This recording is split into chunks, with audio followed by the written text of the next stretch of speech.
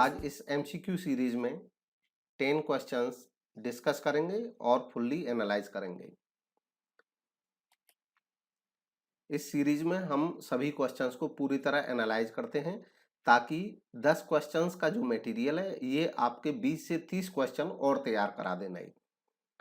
तो इसके अलावा कुछ मित्रों के कमेंट्स आ रहे थे, वो पूछ रहे थे, उनकी क्वेरीज थी कि क्या इस सीरीज को हम पूरा कर लेते हैं तो क्या ये सफिशिएंट रहेगा पीजीटी एग्जाम के लिए। देखिए, मैं कोई गलत जानकारी नहीं देता। आप ये सीरीज में अभी तक बहुत कम क्वेश्चन हुए हैं, उतना मटेरियल अभी नहीं हुआ है इस पूरी सीरीज में जिसके लिए कह दिया जाए कि आपके ये पीजीटी या टीजीटी एग्जाम के लिए सफिशिएंट होगा। हाँ, लेकिन इतना तय है कि ये काफी महत्वपूर्ण होगा और जब ये सीरीज कंप्लीट हो जाएगी, आप इसको पूरा देख लेंगे, इसमें तकरीबन हम 100 से ऊपर वीडियोस बनाएंगे कुल मिलाकर के। और जब 100 से ऊपर वीडियोस हो जाएंगे तब ये कहा जा सकता है कि आप पूरी तरह से किसी टीजीटी या पीजीटी एग्जाम्स के लिए, इवन यूजीसी नेट के लिए भी देंगे तो ये बहुत ही महत्वपूर्ण सीरीज तब साबित होगी। तब तक के लिए आप कंटिन्यू वीडियोस को फॉलो करते रहें। इसके अलावा आप पीजीटी टीजीटी चाहे कहीं का भी है, यूपी का है, राजस्थान का है, दिल्ली का है, तो इसके लिए मैं कहूंगा कि हमारे इसी चैनल पे complete PGT commerce topic wise syllabus है जिसमें मोर देन 100 वीडियोस हैं। आप उनको देखेंगे तो सफिशिएंट वो मटेरियल है। उसके अलावा फिर भी मैं कहना चाहूंगा कि आप टीजीटी या पीजीटी की तैयारी कर रहे हैं तो एक दफे एनसीईआरटी की 11th और 12th की बुक्स पे को जरूर पढ़ें। इनके अलावा बेस के लिए और बाकी के लिए हमारे, अगर आप असिस्टेंट प्रोफेसर या यूजीसी नेट की तैयारी कर रहे हैं तो आप यूजीसी नेट का जो सिलेबस है उसको फॉलो करते हुए तैयारी करें। खैर, स्टार्ट करते हैं आज की series. The concept of bounded rationality in decision making has been given by. ये किसने दिया है कॉन्सेप्ट बाउंडेड रेशनलिटी? तो जो गिवन ऑप्शंस हैं उनमें से सही देने का आप प्रयास करें पहले, फिर देखें 10 में से आप कितने सही करते हैं। 10 में से जो लोग 8 या 9 इनमें से 8 तक सही कर लेते हैं या 7 तक सही कर लेते हैं तो वो समझें कि कंपटीशन में वो सही लाइन में चल रहे हैं। अगर 7 से कम सही कर रहे हैं आप तो इसका मतलब थोड़े और आपको बेसिक्स की जरूरत है। आप 11-12 की एनसीईआरटी जरूर पढ़ें अगर टीजीटी पीजीटी की तैयारी कर रहे हैं तो इस क्वेश्चन का जो सही जवाब है वो है option A, Herbert Simon. Herbert Alexander Simon है ये, और इन्होंने बाउंडेड रेशनैलिटी का कॉन्सेप्ट दिया। इस कॉन्सेप्ट को थोड़ा समझते हैं। ए ऑप्शन सही था।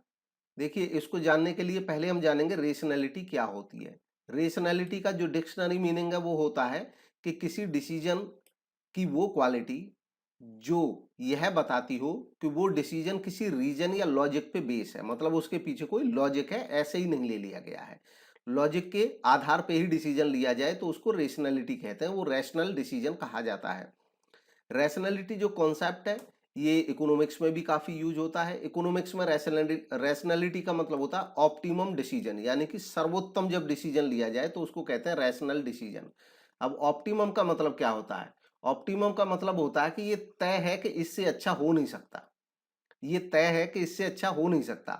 जैसे एक फर्म अपना प्रोडक्शन का डिसीजन ले तो ऑप्टिमम डिसीजन ले जिसमें वो ऑप्टिमम प्रॉफिट गेन करे।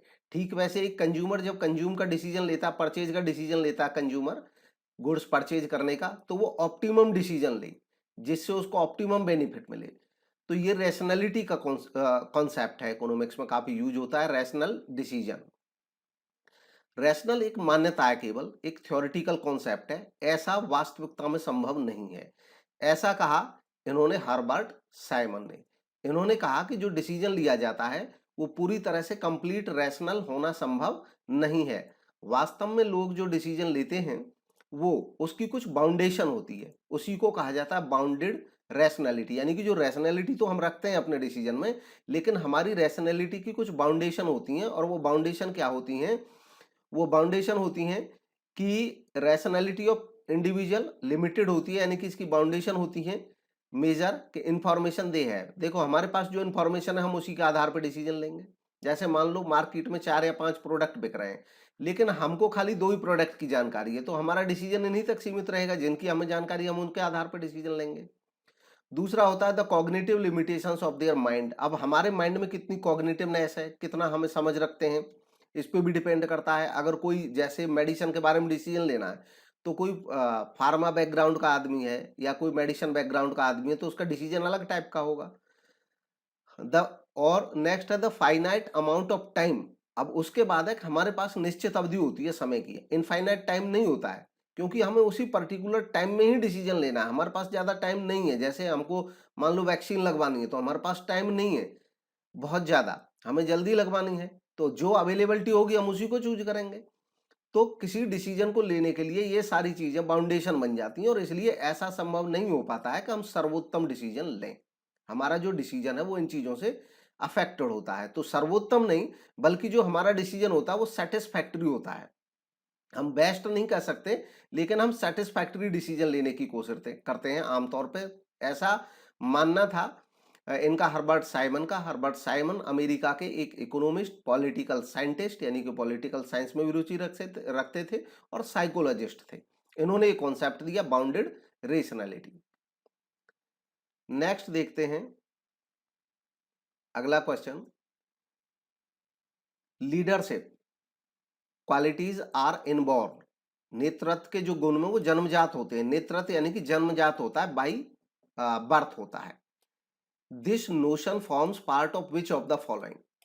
इसमें से किस धारणा का हिस्सा बनता है ये नोशन, मतलब कौन सी नेतृत्व की ऐसी विचारधारा है जो इस बात को कहती है कि लीडरशिप क्वालिटीज इनबॉर्न होती हैं। तो गिवन ऑप्शंस में से आप सही को पहचानने की कोशिश करें। इनमें से जो सही जवाब है वो है option D, the great man theory of leadership. तो इन सारी थ्योरीज को हालांकि हम देखेंगे, इनके बारे में सारे ऑप्शंस को भी समझेंगे। Great man theory of leadership कहती है कि जो लीडर्स होते हैं वो बाई बर्थ होते हैं, ग्रेट होते हैं, वही लीडर बनते हैं। तो अब डी ऑप्शन करेक्ट था। अब देखते हैं great man theory of leadership कहती क्या है। Great man theory of leadership कहती है great leaders are born not made. जो महान नेता होते हैं वो जन्म लेते हैं, उनको बनाया नहीं जा सकता है। ये बेसिक बिलीफ है, मान्यता है इस थ्योरी की। सम पीपल आर बॉर्न, कुछ लोग जन्म लेते हैं, विद नेसेसरी ट्रेड्स, कुछ नेसेसरी आवश्यक ट्रेड्स यानी कि गुणों के साथ, जैसे कि सुपीरियर इंटेलेक्ट, बहुत ज्यादा बुद्धिमान, हीरोइक करेज, एक हीरो जैसा करेज, और डिवाइन इंस्पिरेशन, कोई दैवीय उनके पास शक्ति होती है, that set them apart from others, जो उनको दूसरों से अलग बनाती है। इसके कुछ एग्जाम्पल्स हैं, जैसे कि माओ Zedong, Abraham Lincoln, Mahatma Gandhi, Alexander the great, Adolf Hitler. मतलब इनको किसी ने कोई ट्रेनिंग देकर लीडर नहीं बनाया था, ये अपने क्षमता से लीडर बने थे, अपनी महानता के आधार पर लीडर बने थे, स्वयं लीडर बने थे। ये थ्योरी डेवलप की गई स्कॉटिश फिलोसोफर और हिस्टोरियन थॉमस कार्लाइल के द्वारा।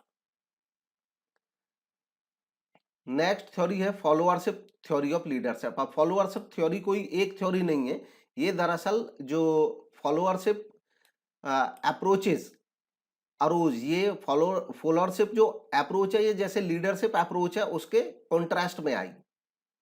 लीडरशिप जो थ्योरीज हैं वो लीडर सेंट्रिक हैं, वो लीडर की बात करती हैं कि लीडर में क्वालिटी होती है, लीडर में क्वालिटी बना सकते हैं, लीडर बाई बर्थ महान होते हैं, ये लीडर पे ही फोकस करती है। इसके जवाब में, इसके रिस्पॉन्स में फॉलोअरशिप थ्योरीज आई। अब जो फॉलोअरशिप थ्योरी है वो कहती है it drew attention to the role of the follower. वो कहती है कि भी फॉलोअर पे डिपेंड करता है कि वो कितना अच्छा फॉलोअर है। जितना अच्छा फॉलोअर होगा लीडर उतना अच्छा कर पाएगा, संस्था के लिए उतना अच्छा हो पाएगा। ये थ्योरी कहती है कि जो सक्सेस ऑफ ऑर्गेनाइजेशन होता है वो काफी हद तक is more the result of good followership. अगर फॉलोअरशिप अच्छी है, यानी कि जो फॉलोअर है वो बहुत अच्छे हैं, तो आपकी संस्था डेफिनेटली सक्सेस कर जाएगी ग्रेट लीडरशिप के बजाय। मतलब ऐसा नहीं कि लीडरशिप ग्रेट होगी और फॉलोअर्स अच्छे नहीं हो तो क्या कोई संस्था बेटर कर सकती है? तो ये थ्योरी ये कहती है कि नहीं कर सकती। आपका लीडर जितना भी अच्छा हो, लीडर अच्छा होना है ये एक बात है, उसका ये विरोध नहीं करती, लेकिन ये कहती है कि जो फॉलोअर्स हैं अगर ये अच्छे होंगे, ये फॉलो करने वाले होंगे, तो संस्था के लिए सफलता होना ज्यादा निश्चित हो जाएगा। नेक्स्ट है पाथ गोल मॉडल। अब पाथ गोल मॉडल या पाथ गोल थ्योरी जो है लीडरशिप की थ्योरी, डेवलप की गई अमेरिकन मैनेजमेंट गुरु और एक्सपर्ट रॉबर्ट जे हाउस और अमेरिकन ऑर्गेनाइजेशनल एक्सपर्ट इनके साथी टेरेस आर मिशेल के द्वारा। ज्यादातर इसमें नाम पाथ गोल थ्योरी में रॉबर्ट जे हाउस का ही आ जाता है, ये दोनों के द्वारा ये डेवलप की गई। लेकिन एज पर दिस थ्योरी, इस थ्योरी के अनुसार जो इफेक्टिव लीडर्स होते हैं वो अपने एम्प्लॉइज को एक क्लियर पाथ देते हैं, एक पाथ देते हैं कि आप ये पाथ फॉलो करो तो आपका जो गोल है वो अचीव हो जाएगा, इसलिए इसको पाथ गोल थ्योरी कहते हैं। क्लियर पाथ दिखाते हैं, रास्ता दिखाते हैं, तरीका बताते हैं कि आपको क्या करना है ताकि आप अपने गोल को अचीव कर पाओ।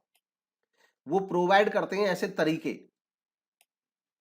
कि वो एनकरेज करते हैं और सपोर्ट करते हैं एम्प्लॉइज को उनके गोल को अचीव करने में। पाथ गोल मॉडल जो है ये थ्योरी है इस बात पे बेस्ड कि एक लीडरशिप की जो स्टाइल है या उसका जो बिहेवियर है वो बेस्ट तरीके से फिट हो एम्प्लॉय के साथ और वर्क एनवायरनमेंट के साथ। उसका बिहेवियर अच्छा होगा, उसका तरीका अच्छा होगा तो वो गोल को आसानी से अचीव कर पाएंगे। नेक्स्ट है बिहेवियरल थ्योरीज। तो ये कोई एक थ्योरी नहीं है, बहुत सारी बिहेवियरल थ्योरीज हैं। ये थ्योरीज बिहेवियर की बात करती हैं।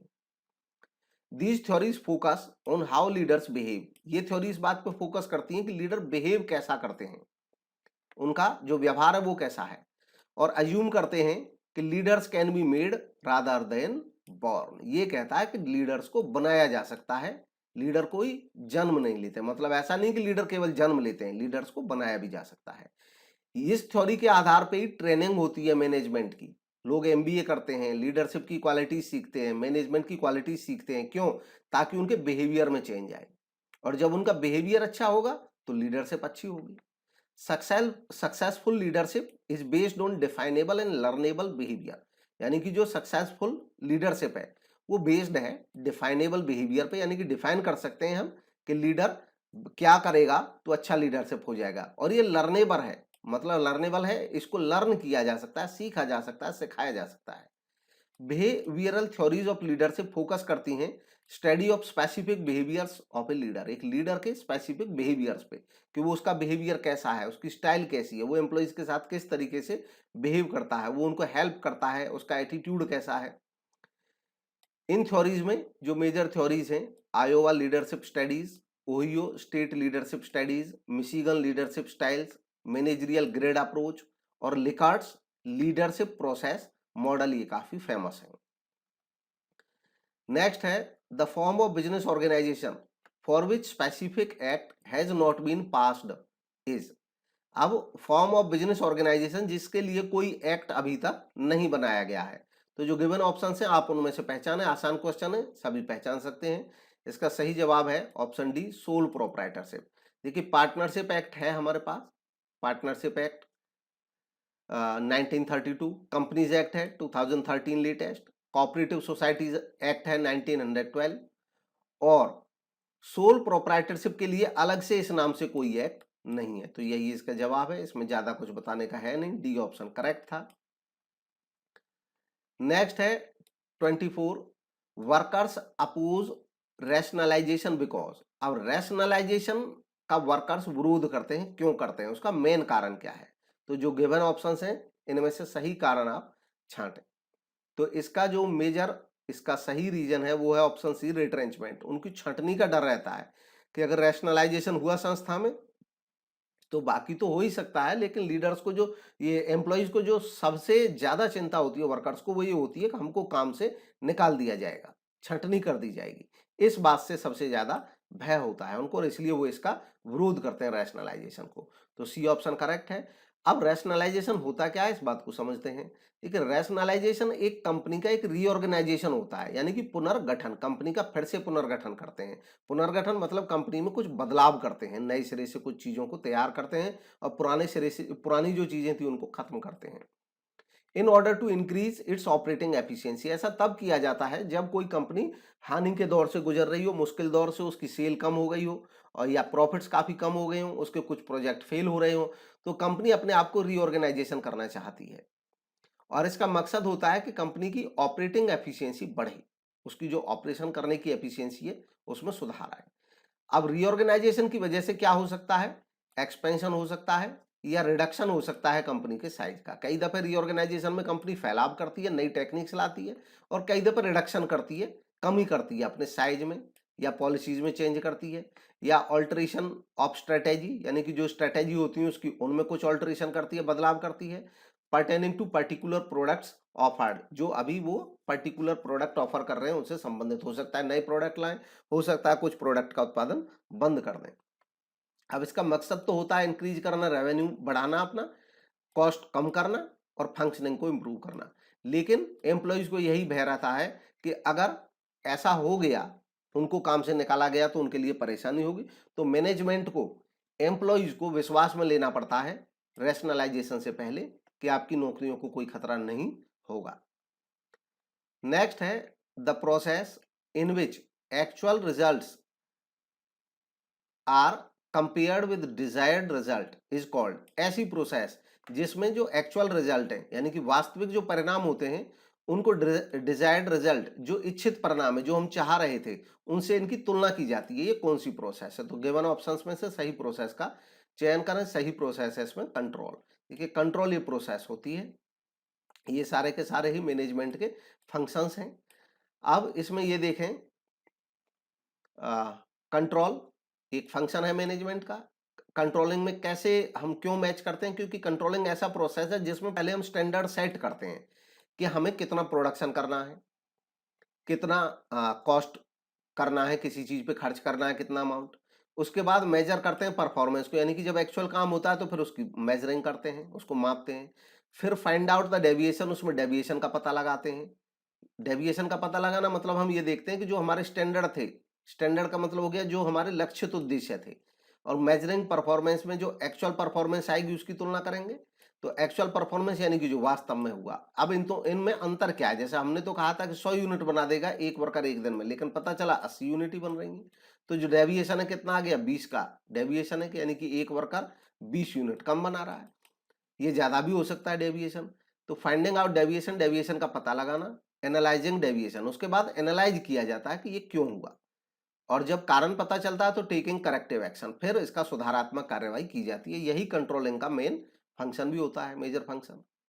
ये क्यों किया जाता है? ये इसलिए किया जाता है ताकि डेविएशन को मिनिमाइज कर सकें स्टैंडर्ड से, जो हमने स्टैंडर्ड पहले सोचे थे उससे जो वास्तविक उत्पादन में डेविएशन है उसको न्यूनतम कर सकें। और ये सुनिश्चित करना, इंश्योर करना कि जो ऑर्गेनाइजेशन के स्टेटेड गोल थे, यानी कि जो गोल सेट थे पहले से, उनको अचीव किया जा सके डिजायर्ड मैनर में।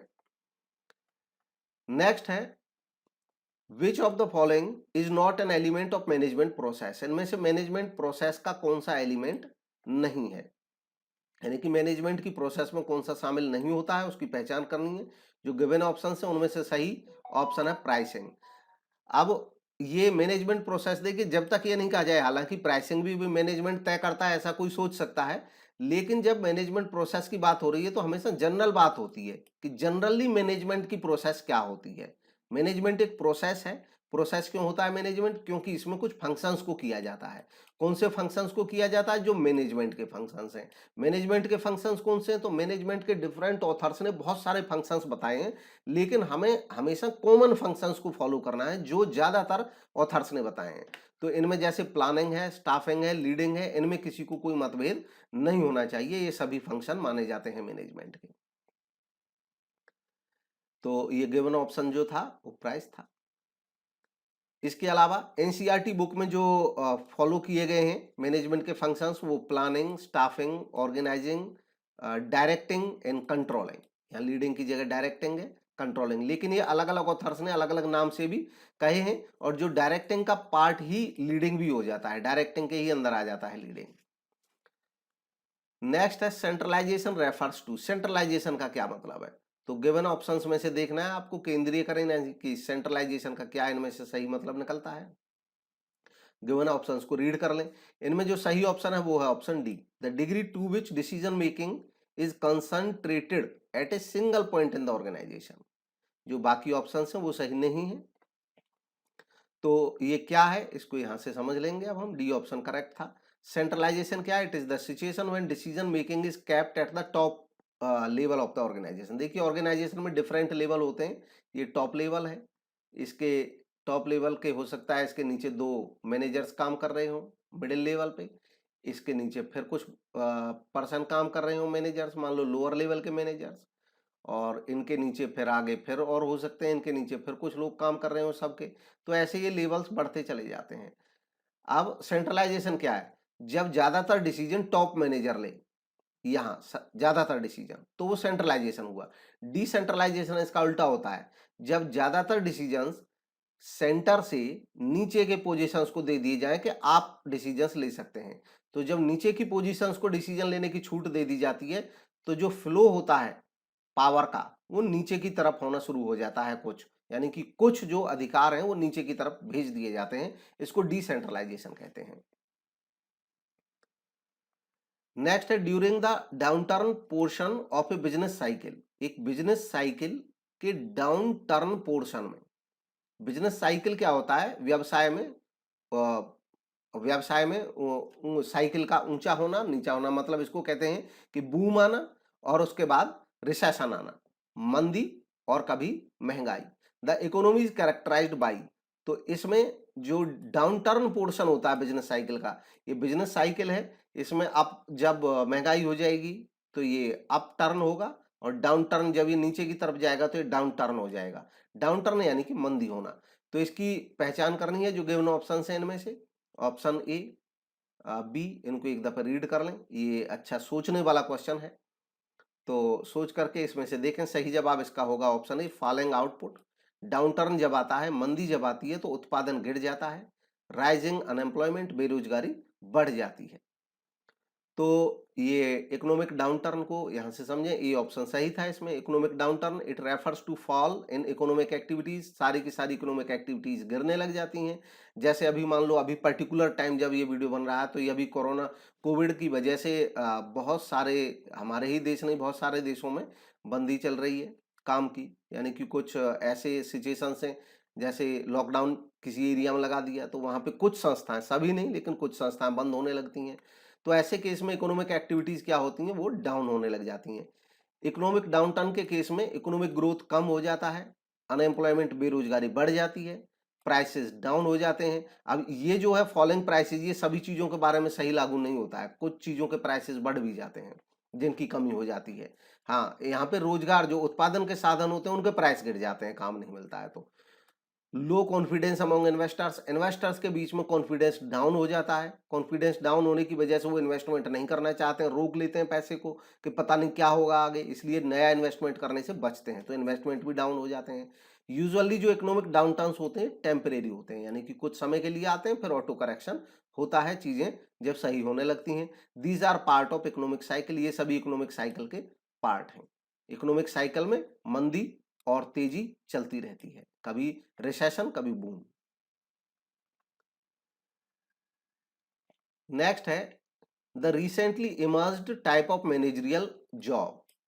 अब यहाँ पे एक जॉब के टाइटल की बात है जो रिसेंटली इमर्ज हुआ है, पहले ज्यादा यूज नहीं होता था terminology, top manager, middle manager, first line या टीम लीडर। तो आज की डेट में जो रिसेंट टर्म में यूज हो रहा है वो टीम लीडर, यानी कि बहुत पुराने समय में टीम लीडर नहीं होते थे, पहले सुपरवाइजर, सुपरिटेंडेंट ये ज्यादा यूज होते थे, फोरमैन ये सब ज्यादा यूज होते थे, मैनेजर।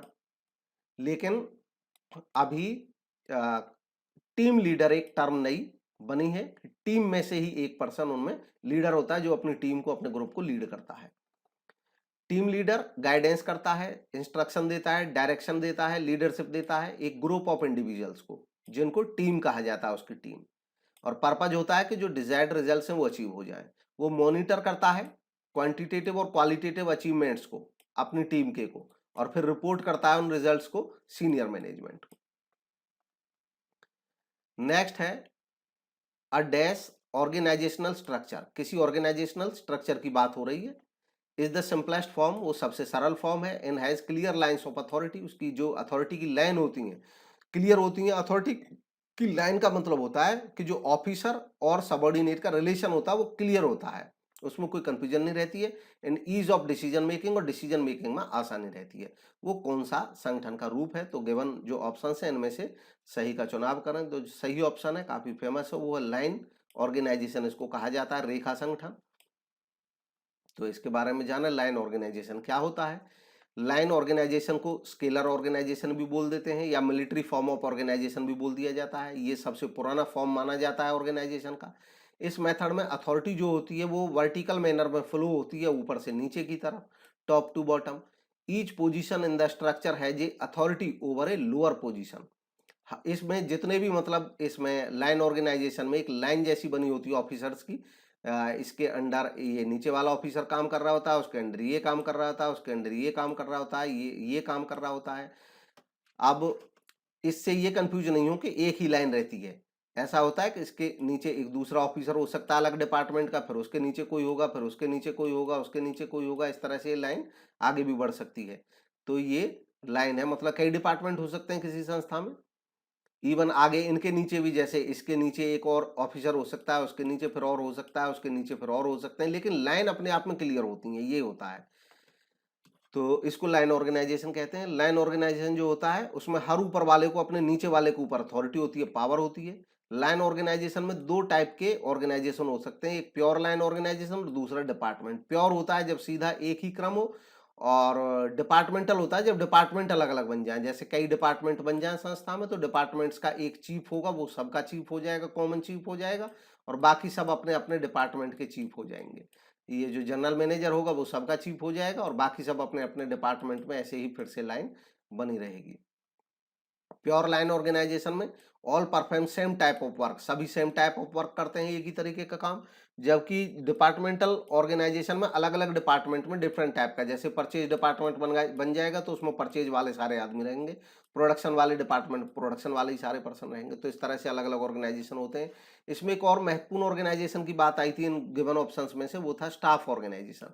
स्टाफ ऑर्गेनाइजेशन ऐसा ऑर्गेनाइजेशन होता है जिसमें लाइन ऑर्गेनाइजेशन तो आदेश देने के लिए रहता ही है, जो काम कराता है, एक और रखा जाता है इसमें स्टाफ। ये लाइन ऑफिसर होगा, ये स्टाफ ऑफिसर।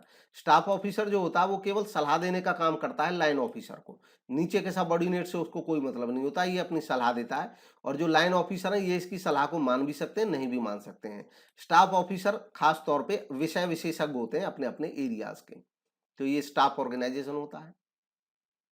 और ये था इस का आज का डिस्कशन। आप अपने कमेंट या आपकी कोई क्वेरी हो वो पूछ सकते हैं कमेंट के माध्यम से। Thank you for watching. अगर चैनल को अभी तक सब्सक्राइब नहीं किया तो सब्सक्राइब जरूर करें, आने वाले टाइम में और बहुत सारे वीडियोज आपको मिलेंगे। Thank you.